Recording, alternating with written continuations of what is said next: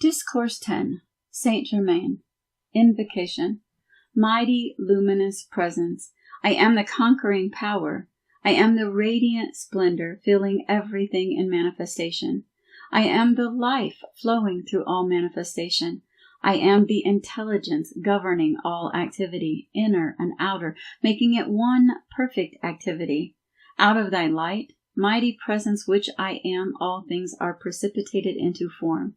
I am the exhaustless energy governed by thy wondrous, infinite intelligence. Light the illumining center within these bodies who come under this radiation.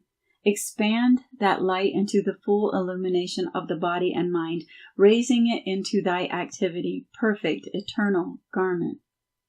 Mighty light, send forth thy rays into the hearts of mankind, into all official places, commanding justice, illumination, and perfection of thyself to express, bringing relief, release, and light unto humanity, and by thy governing principle command all things in the outer human activity to give obedience.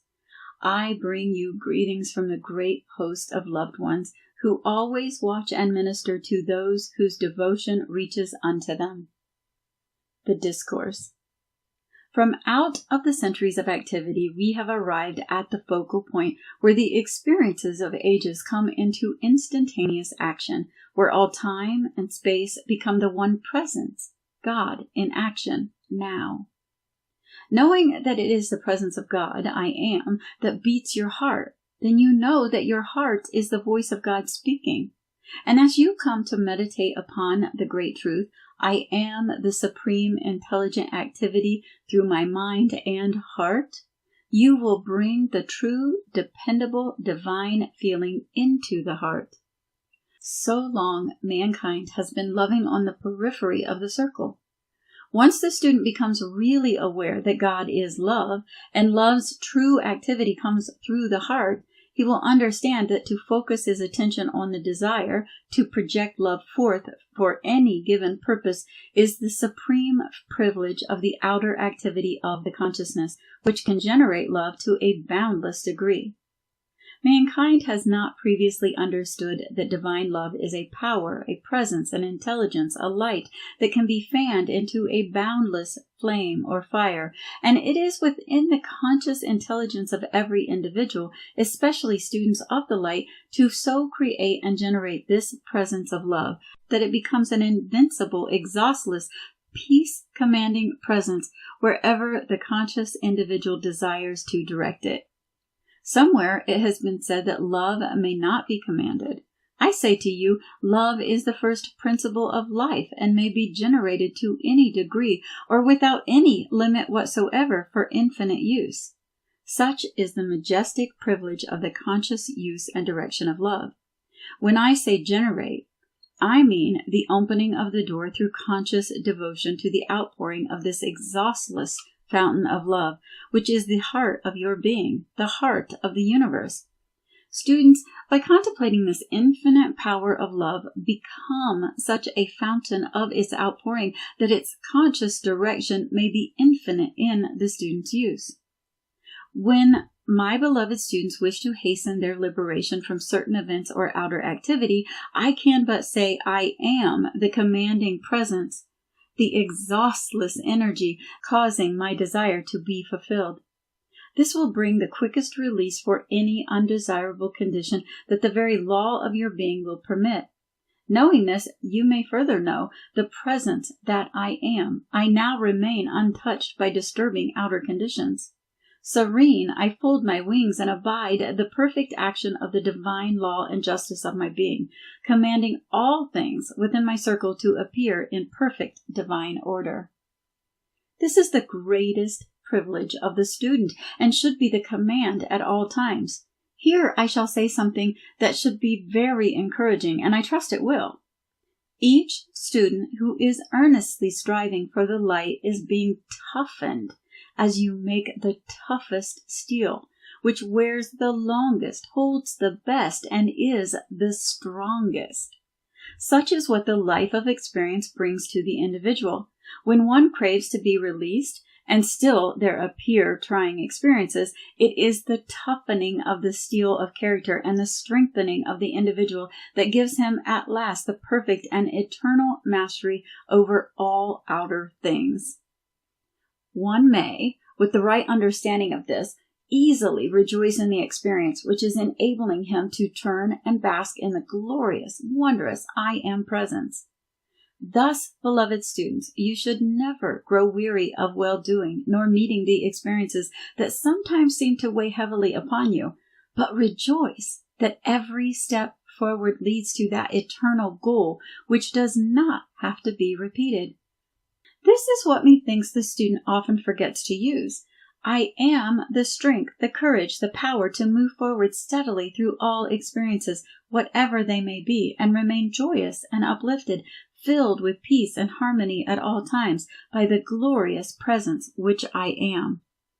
To the athlete on the racetrack, the beginning of the race is glorious anticipation. But as he reaches the goal and his adversary draws near, he puts forth every effort. His breath becomes short, and with one last leap, he crosses the line to victory. So it is with students on the path. They know in the use of the I Am presence they cannot fail. Therefore, all that is necessary is to tighten your belt, gird yourself for whatever is required, and with a wave of the hand to your adversary, bid him farewell. More fortunate than the athlete, the student knows from the beginning that he cannot fail, because I am the exhaustless energy and intelligence sustaining him or her. The power of precipitation, the student should understand and remember at all times, is within the I Am presence. I am here, the life principle and intelligence in this body. I am everywhere, even unto the heart of God, the governing intelligence of the universe. Therefore, when I wish to precipitate anything whatsoever, I know I am the power acting. I am the intelligence directing. I am the substance being acted upon, and I now bring it into visible form and my use. The contemplation of this phrase just expressed will enable the student to enter into this activity without strain or anxiety. The question that so often confronts the students in the power of precipitation is that of money. The first question is, how is it that money may be precipitated without interfering with the government allotment? Since the creation of money as a standard of exchange, gold being its standard and heart, so to speak, and the security of all issue, it will be remembered that there have been almost a countless number of disasters in one form or another through which gold and the issue of money have been, to the outer sense, destroyed. Billions of dollars in this manner have disappeared. Therefore, with any money, and it is usually gold that is precipitated, there is no danger of passing the limit set by a government for its use. Again, there have been billions of Spanish gold and denominations of other countries that have been burned, lost, submerged at sea, etc., to the extent that precipitation would have to run into great numbers before there would be any question as to its legality. More often, however, gold is precipitated in its natural state, therefore always legal in its use. As the world has recently offered a premium for more gold production, why not precipitate it and bless the world by its use? But I shall not hold myself responsible for the questions that will be asked when you do precipitate it, unless you have a mind from which you can supposedly have brought it forth, for you have no idea what the curiosity of the outer mind is until you call its attention to gold. I assure you the outer is immediately set on fire. However, I am the presence governing it. The supposed demand to know the source of gold is but a subtle form of inquiry that someone else may discover your source. My idea would be to answer their inquiry that it is none of their business. Simply say, here is the gold. Test it. If it is not 100%, you may refuse it. If it is, you are compelled to receive it by the laws of your government. You will understand, beloved students, that it is only in the outer activity of the physical world that you require a medium of exchange. For the moment one rises into the power of precipitation, he has little use for gold or money or any kind of exchange except as incidents may require. As one by one you come into the ascended state, you will have many a hearty laugh over the seeming importance of these outer problems of the physical or outer world, for they are all but the Maya, which means but constant change. Remember, there is only one thing in the universe that is permanent, real, and eternal. That is the I Am Presence, God in you, which is the owner, the creator, and the intelligence governing all manifested form. Then, to know that you are that presence, that I Am Presence, places you, beloved student, independent of all outer manifestation. Do not misunderstand me. I know you have to come into this understanding sufficiently, but if you are sincere, have dauntless determination in your recognition of the I Am Presence, God in action in you, you will find yourself, even to the outer sense, quickly rising into the dominion and independence in which you can say to all outer things, "Is it possible thou didst once disturb me?" Some of you have had an inkling of how gross and coarse all outer form seems when once you are liberated from it. To your finer, higher sense, it seems incredible that you could have inhabited and still are inhabiting and using a form so gross and imperfect. Had you long ago recognized, claimed, and rejoiced in the I Am Presence, as you are doing today, these outer forms would have become so refined that you could have come back to them with a very great grace. However, one has but to rejoice at every step of attainment and every step he hopes to attain, because hope becomes faith and faith becomes reality. Now, beloved students, under no circumstance allow the experience of the outer to pall upon you, but in this recognition rejoice every day, every hour, every minute that brings you nearer to the goal of freedom and release from limitation. That freedom you have so longed for and so much desired. The light is growing very bright within some of you. Continue on with that calm, dauntless determination to scale the heights, for I am that great presence sustaining you, and you cannot fail. You know the old phrase used to spur one on, and especially among soldiers, was to tell them they were cowards and yellow. Now, beloved students, I say to you, you are not cowards, but you are yellow with the golden light of truth, of dominion, of mastery over all outer things which have bound you. And with one mighty surge of the I Am Presence, you break every binding chain, shatter all sense of limitation, and stand forth in your freedom, the glorious, radiant, majestic being that you really are. I like very much to use the statement, I am here and I am there. And if you will contemplate it, you cannot help but overcome the sense of separation. The student is more or less uncertain, which always brings anxiety, and anxiety makes tension. As you come into the higher activity, you will become more and more relaxed. Always take the attitude of calm poise when anything should manifest. Always be happy and rejoice in the presence, but there is always the balance to be maintained. It is the middle way. Hold yourself within this center poise. One can rejoice as deeply in a calm poise as he can in over-exuberance.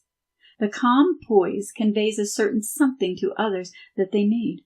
For every human being needs poise and the conscious realization of the necessity of calmness and poise, because it never leaves one off guard. Poise has within it a certain power of self-control and guard, which is very essential.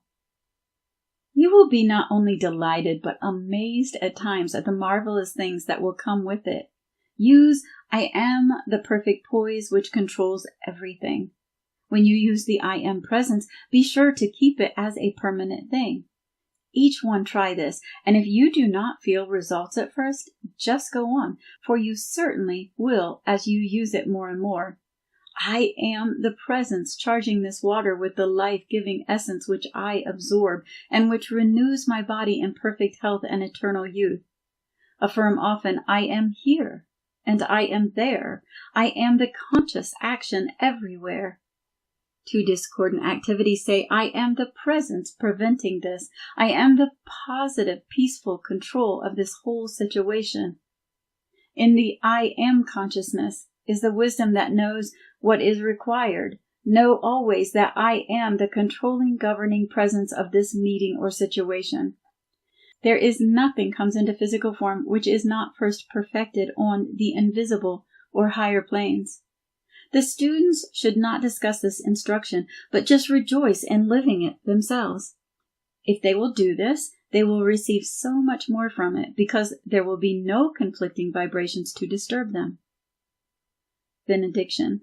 Wondrous presence of the God I am. We give praise and thanks for this feeling of the certainty of thy presence that is growing within the consciousness of these students under this radiation. We rejoice in the great light of thy presence enfolding each one, which goes forth unto all humanity, changing all discord into love and peace. We thank thee.